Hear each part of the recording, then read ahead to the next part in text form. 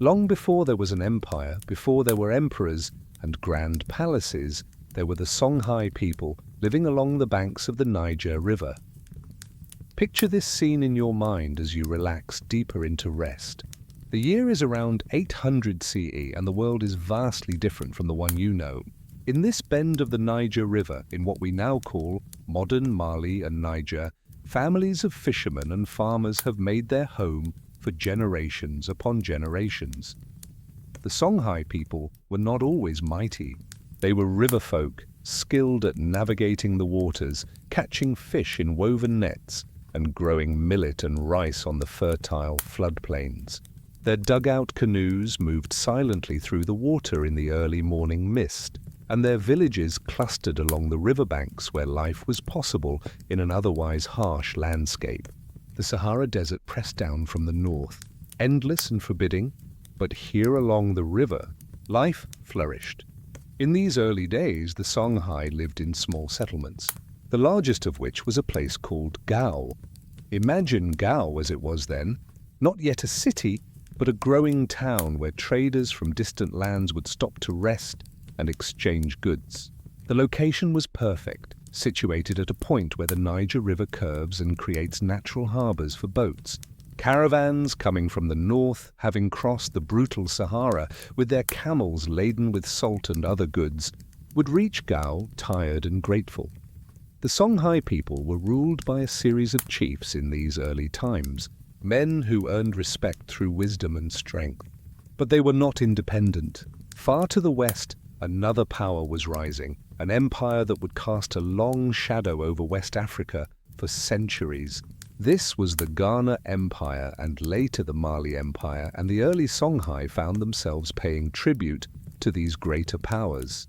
They were a vassal people, their chiefs bowing to distant emperors. Yet something remarkable was happening during this period of submission. The Songhai were learning. They watched how empires were built and maintained. They observed the flow of trade, the importance of controlling key routes, and the power that came from controlling both the desert crossings and the river passages. Every trader who passed through Gao brought news from distant lands. Stories of Constantinople and Baghdad, of the Mediterranean and the Arabian Peninsula, filtered down the trade routes and into Songhai ears. Around the year 1000 CE, Islam began to arrive in Songhai lands, carried by Berber traders and Arab merchants. The religion spread slowly at first, taking root primarily among the merchant classes and urban dwellers, while the rural people held to their traditional beliefs. This mixing of old and new, traditional and foreign, would become a defining characteristic of the Songhai Empire. The kings who ruled Gao began to convert to Islam, seeing both spiritual value and political advantage in the religion that connected them to the vast Islamic world, stretching from Spain to India.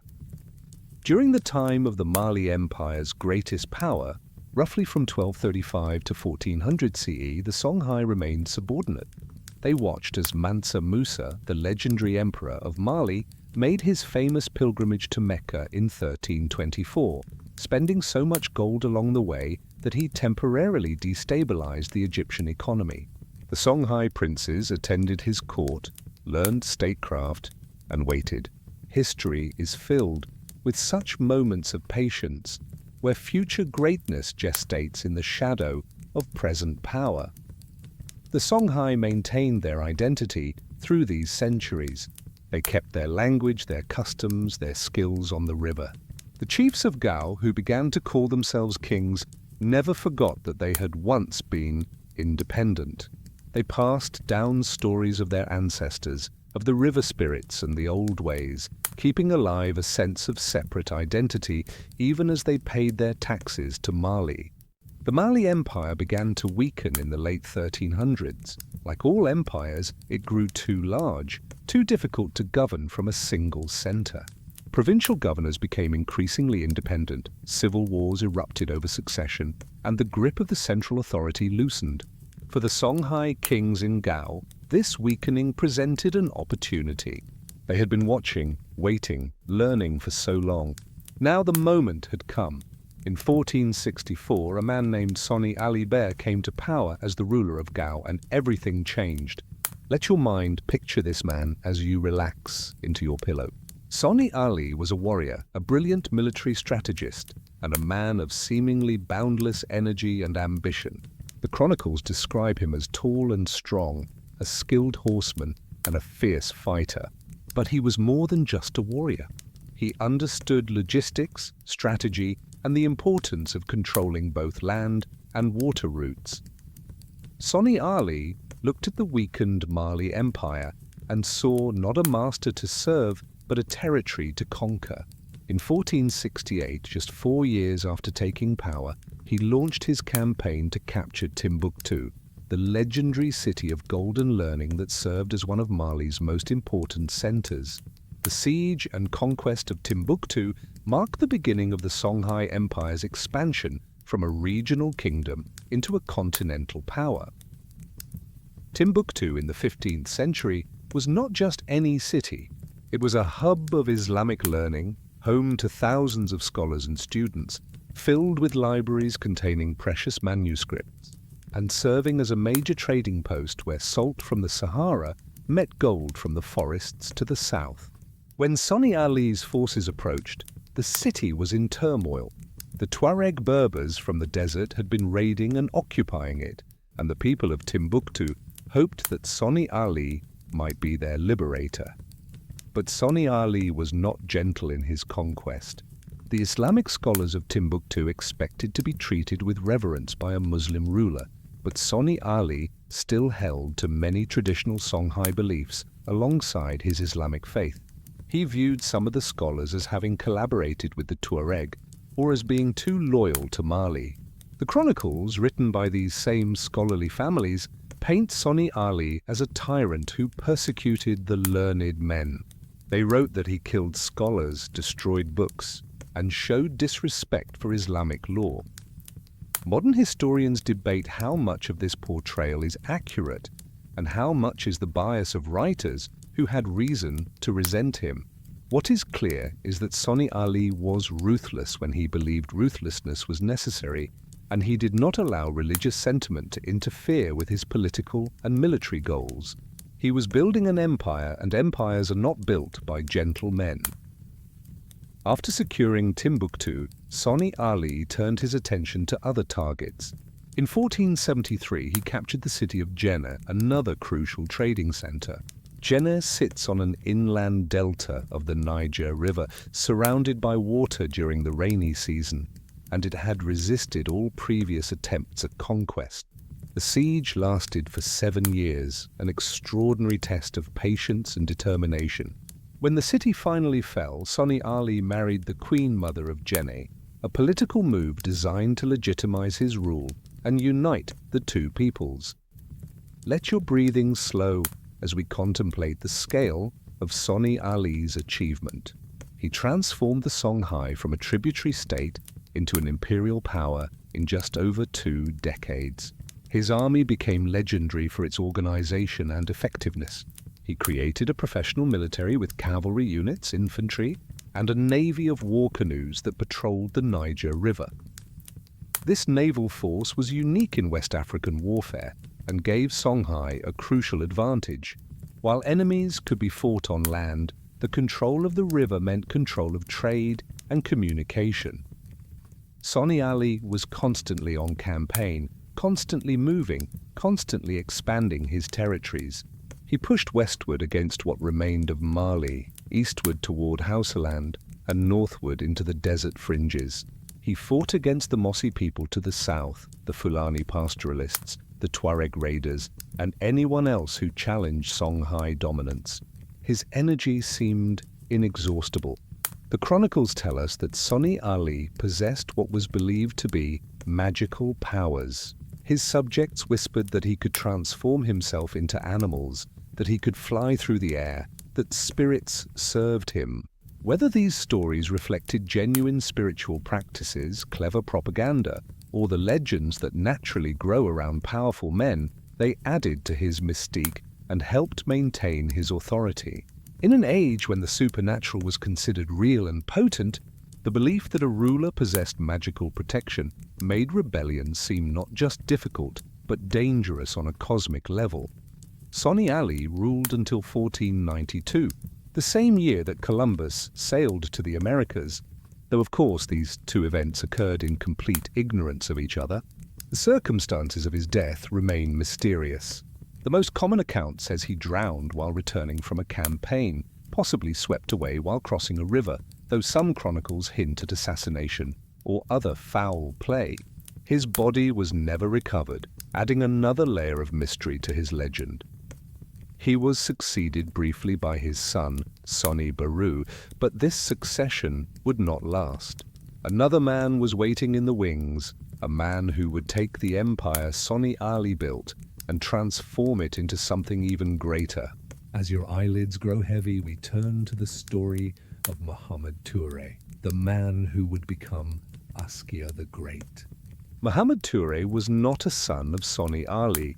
He was a general in Sonni Ali's army, a skilled military commander who had proven himself in numerous campaigns. He was also a devout Muslim, far more committed to Islamic law and practice than Sonni Ali had ever been. When Sonni Ber took the throne, Muhammad Toure challenged him, not just for political power, but on religious grounds, arguing that the Sonni dynasty had never fully embraced Islam and that the empire needed a truly Muslim ruler. In 1493, just 1 year after Sonni Ali's death, Muhammad Toure defeated Sonni Ber in battle at a place called Anfao and seized the throne. He took the title Askia, which may have derived from a phrase meaning forceful one, or possibly from a Songhai phrase his enemies used against him. Regardless of its origin, Askia Muhammad, as he became known, would make the title legendary. Askia Muhammad understood that military conquest alone does not make a stable empire. An empire needs systems, institutions, laws, and legitimacy. He set about creating all of these, transforming the Songhai Empire from a collection of conquered territories into an organized state with administrative sophistication that rivaled anything in contemporary Europe or Asia. One of his first major acts was to embark on a pilgrimage to Mecca in 1496. This was not merely a religious journey, though Askia was genuinely pious. It was also a grand diplomatic mission. He traveled with a huge retinue, bringing thousands of followers and vast amounts of gold. Along the way, he met with scholars, established relationships with other Muslim rulers, and presented himself as a legitimate Islamic monarch to the wider world.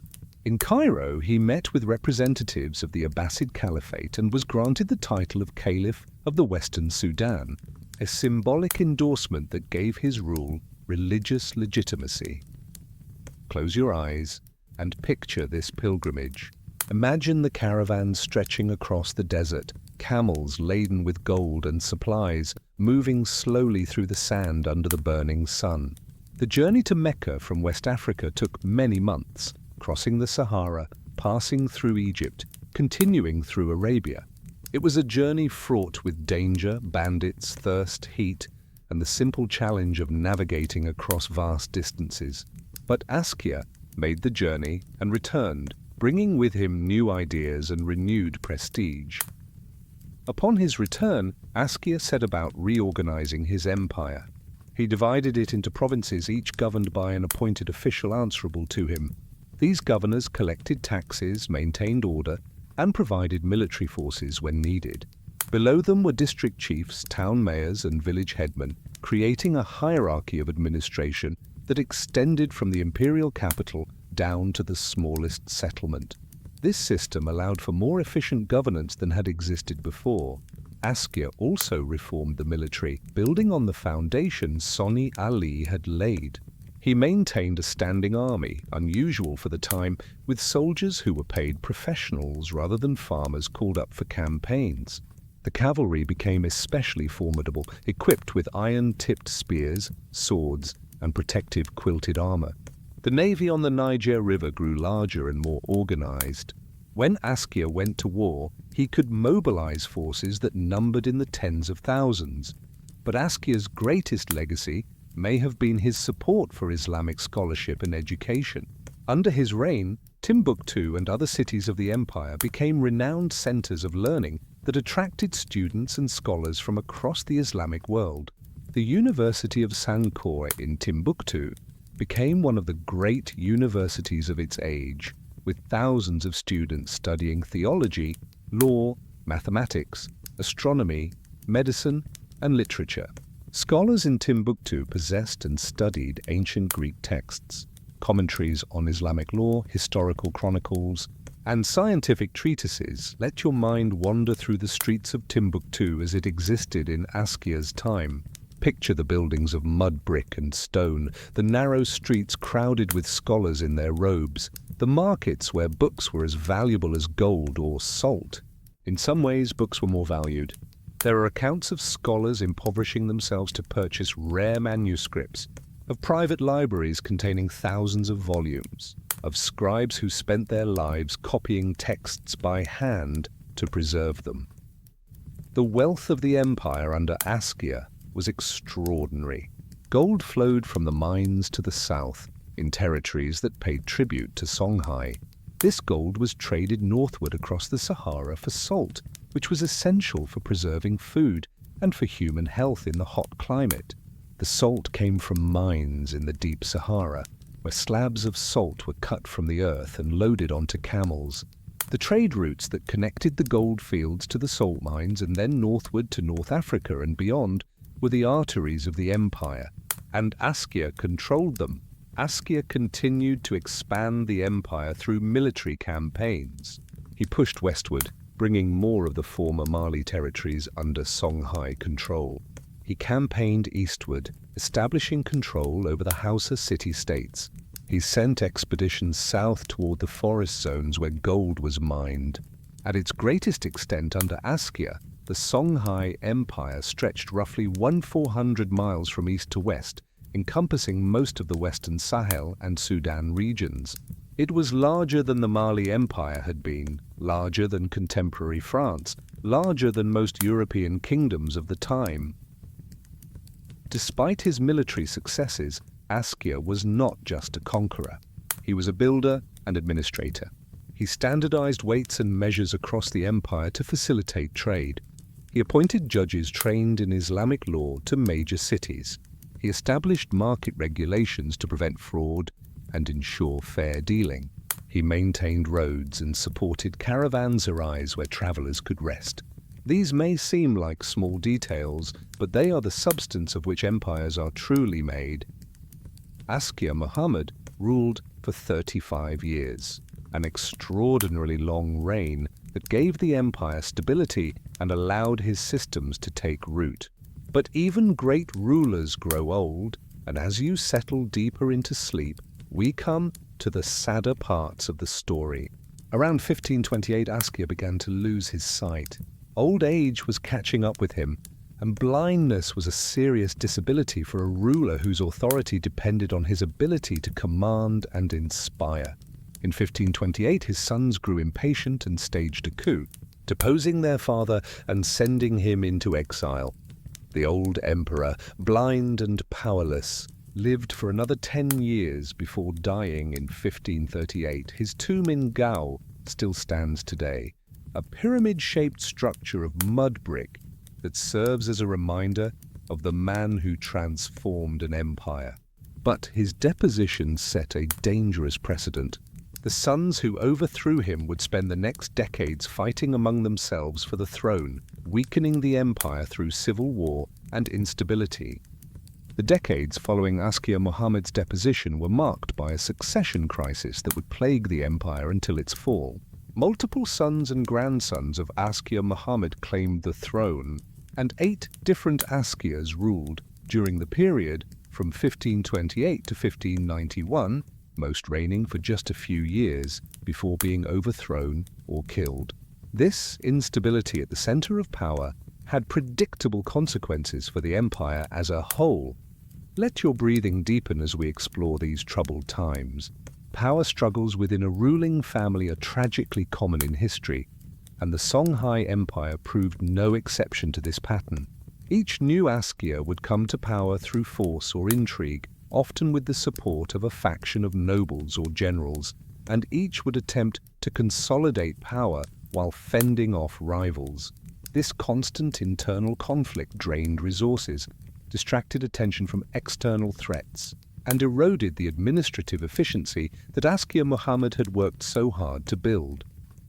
One of the more notable rulers during this period was Askia Daud, who ruled from 1549 to 1582, a relatively long and stable reign compared to his predecessors. Daud managed to maintain the empire's territorial integrity and even conducted some successful military campaigns. He was known for his learning and piety, continuing the tradition of supporting Islamic scholarship. Under his rule, Timbuktu remained a flourishing center of learning, and the trade routes continued to function efficiently. But even during Daud's reign, there were troubling signs. To the north, a new power was rising. Morocco, unified under the Saadi dynasty, was growing stronger and more ambitious. The Moroccan sultans looked southward across the Sahara with envious eyes, attracted by the legendary wealth of the Songhai Empire, and particularly by the salt mines of Tagaza in the deep desert. These salt mines were technically within Songhai's sphere of influence, and the revenue from them was substantial. The Moroccans began to pressure Songhai over control of these mines. There were skirmishes and diplomatic tensions. The Askias of Songhai, distracted by their own internal politics and confident in the protection offered by the vast desert, did not take the Moroccan threat as seriously as they should have. After all, how could an army cross the Sahara in sufficient numbers to threaten a powerful empire? The desert itself was a defense, or so they believed. In 1582, Askia Daud died, and the succession struggles resumed with renewed intensity. His son Askia al-Hajj took the throne, but was quickly challenged by other claimants. The empire's governors and generals began to act more independently, some withholding taxes or raising personal armies. The provinces that Askia Muhammad had organized so carefully began to fray at the edges. Meanwhile, in Morocco, Sultan Ahmad al-Mansur was planning something unprecedented. He had unified Morocco, repelled Portuguese invasions, and built a powerful army equipped with firearms, cannons, and modern military organization. The Portuguese had introduced muskets and arquebuses to Morocco, and the Moroccan forces had become proficient with these weapons. Al-Mansur looked at the wealth of Songhai and decided that the risk of a trans-Saharan invasion was worth taking. The potential rewards were simply too great to ignore. Al-Mansur sent messages to the Songhai court, demanding control of the salt mines and payment of tribute. The reigning Askia Ishaq II, refused. From the Songhai perspective, this was an outrageous demand from a distant kingdom that had no claim to Songhai territories. The Askia probably could not imagine that Morocco would actually attempt an invasion across the Sahara. But Al-Mansur was serious. As you drift towards sleep, picture the empire in these final years before the catastrophe. The cities still bustled with trade, scholars still debated in the mosques and universities, farmers still tended their fields along the Niger, merchants still haggled in the markets. Life continued in its patterns, and most people had no idea that their world was about to change forever. This is often how great changes arrive, not announced by trumpets, but creeping up quietly while people go about their daily lives. The Songhai military was still large and formidable, at least on paper. The empire could potentially mobilize tens of thousands of warriors, but there were crucial weaknesses. The army was still primarily equipped with traditional weapons, spears, swords, bows and arrows. Firearms were rare or non-existent among Songhai forces. The army had not faced a major external threat in decades and had grown complacent. Many of the best generals had been purged or marginalized during the succession struggles. The military was not nearly as prepared for a serious challenge as it had been under Askia the Great. More importantly, the unity that Askia Muhammad had forged was weakening. Local governors were more concerned with their own power bases than with the empire as a whole. When crisis came, this lack of unity would prove fatal.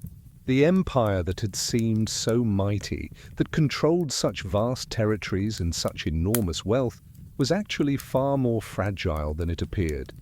In October 1590, Sultan Ahmad al-Mansur of Morocco dispatched an army across the Sahara, heading south to invade the Songhai Empire. This was an extraordinary undertaking.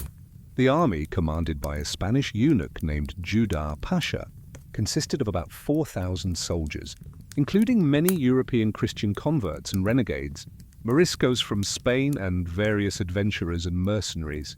They were equipped with muskets and several cannons, modern weapons that gave them a technological advantage. Let your mind follow this army as it crosses the Sahara. Picture the soldiers marching through the sand, the sun beating down mercilessly, the desert stretching endlessly in all directions. Water was carried on camels, carefully rationed. They navigated by stars and by guides who knew the desert routes.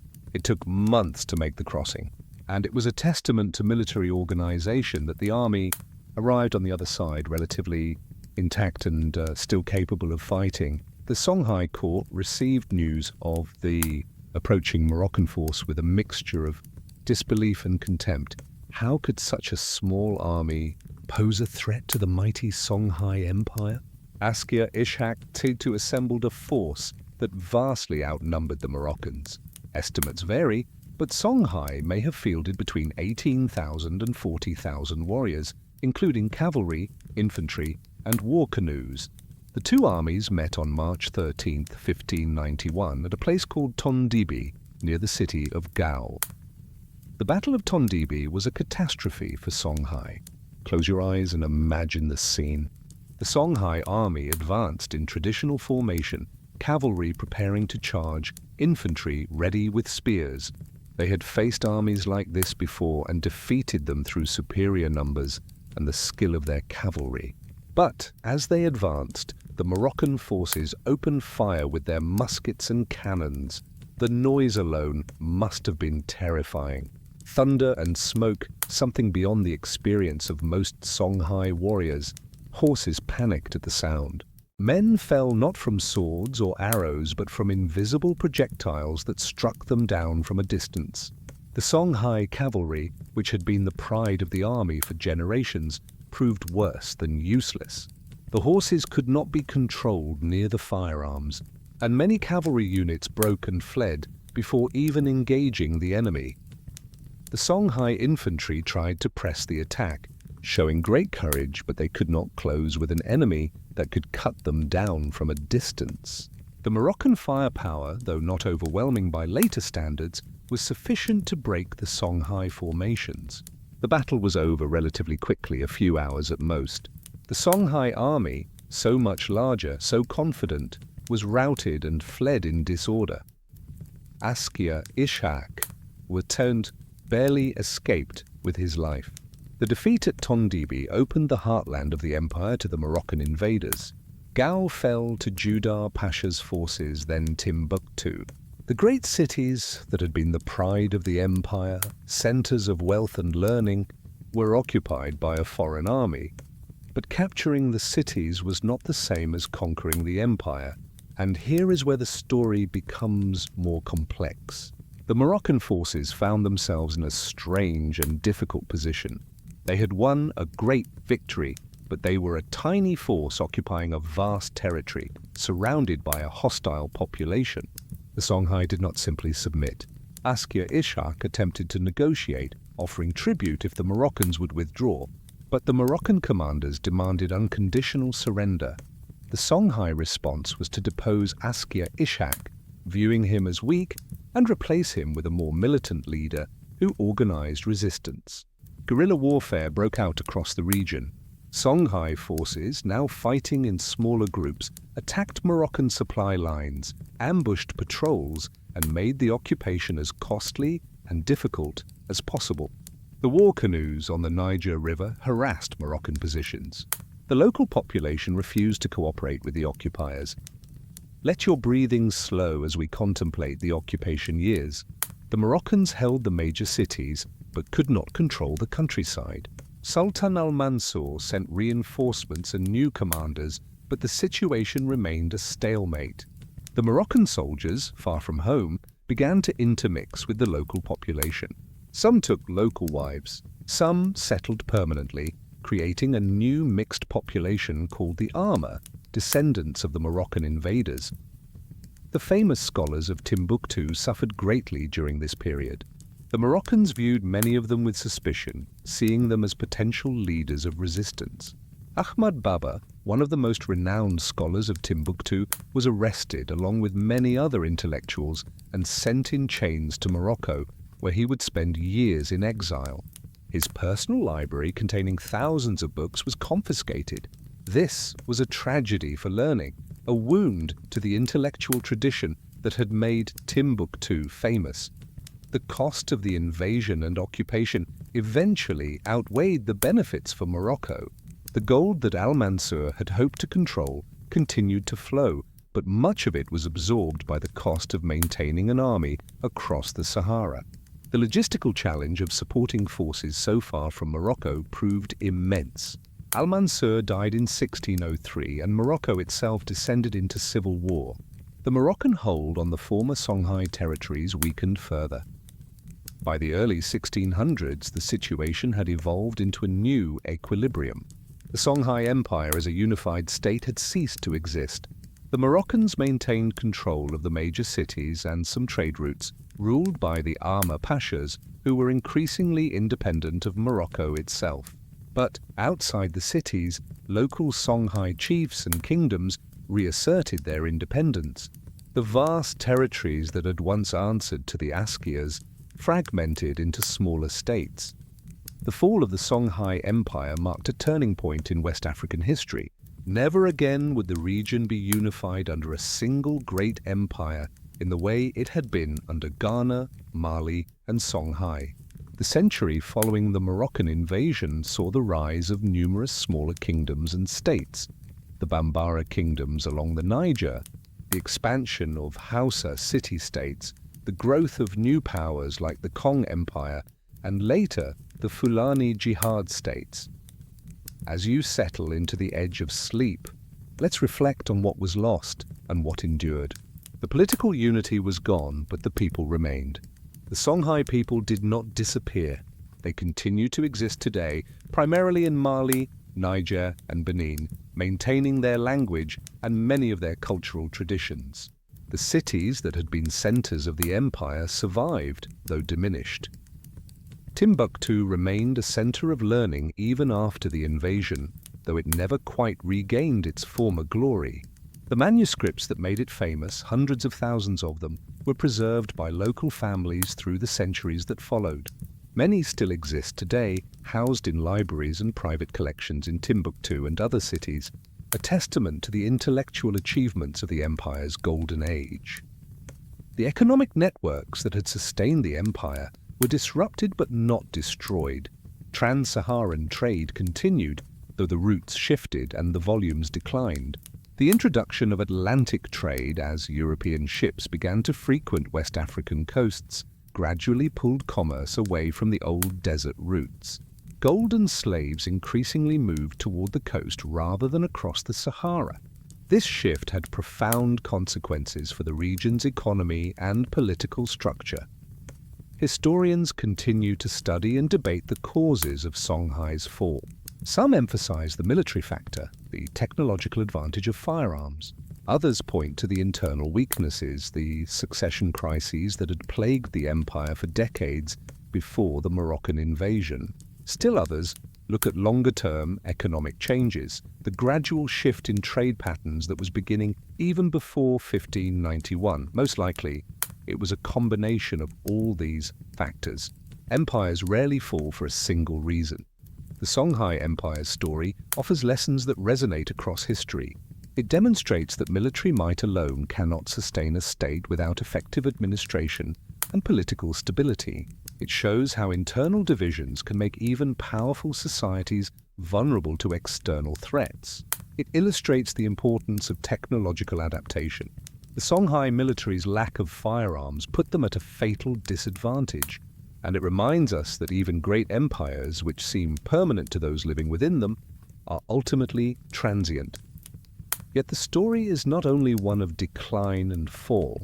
The Songhai Empire at its height represented an extraordinary achievement.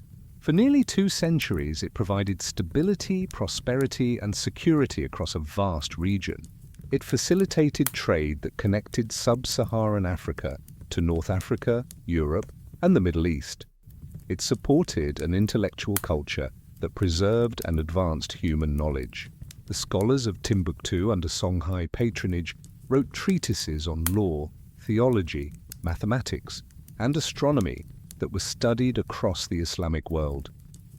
The empire demonstrated that sophisticated political organization and high culture flourished in Africa long before European colonization.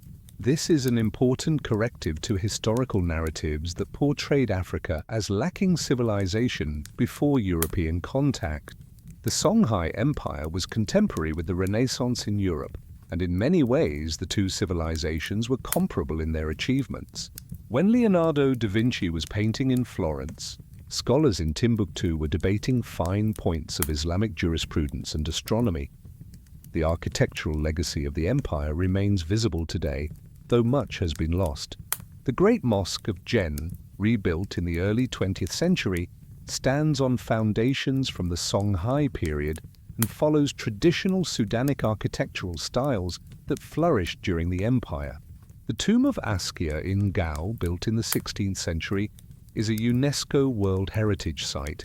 These structures, built from mud brick in a distinctive style adapted to the local climate and materials, represent an architectural tradition that was both functional and aesthetically impressive. As your consciousness drifts between waking and sleep, consider the lives of ordinary people during the empire's existence. The farmers who planted and harvested along the Niger's banks, the fishermen who cast their nets in the river's waters, the merchants who traveled the trade routes, the scholars who studied in the mosques, the craftsmen who worked in gold and leather and cloth, the griots who memorized and recited histories, the women who managed households and marketplaces. These were the people who made up the empire, whose daily labor and creativity sustained it. Their descendants live in West Africa today, carrying forward traditions and memories that connect them to this imperial past. The Songhai language is still spoken by millions. Traditional boat-building techniques on the Niger River preserve methods that date back centuries. Griots still perform, keeping alive oral histories that supplement the written chronicles. The spirit of the empire lives on in these continuities, in the pride people take in their history, in the knowledge that their ancestors built something remarkable. The story of the Songhai Empire reminds us that Africa has a history of complexity, sophistication, and achievement that deserves to be better known. For too long, this history was ignored or diminished by those who had their own reasons for portraying Africa as a continent without history. But the manuscripts survive, the chronicles exist, the archaeological evidence lies in the ground waiting to tell its stories. Modern scholarship, including by African historians, continues to uncover and interpret this rich past. As you finally surrender to sleep, let the rhythm of this story carry you away. The Songhai Empire rose from humble origins along a great river. It grew through ambition and organization into the largest empire West Africa had ever seen. It flourished for 2 centuries, a golden age of trade and learning. It fell to a combination of internal weakness and external attack. But the people endured and the memory remains. A proud legacy of what was achieved in a time and place where great things seemed possible.